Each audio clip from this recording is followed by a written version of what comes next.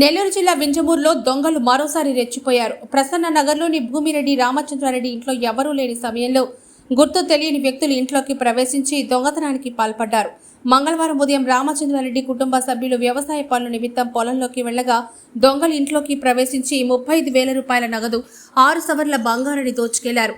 వీటి విలువ సుమారు 3,50,000 రూపాయలు ఉంటుందని కుటుంబ సభ్యులు తెలిపారు. వింజమూరులో 20 రోజుల వ్యవధిలోనే రెండోసారి దొంగతనం జరగడం గమనార్హం. దీంతో ప్రజలు భయభ్రాంతులకు గురవుతున్నారు.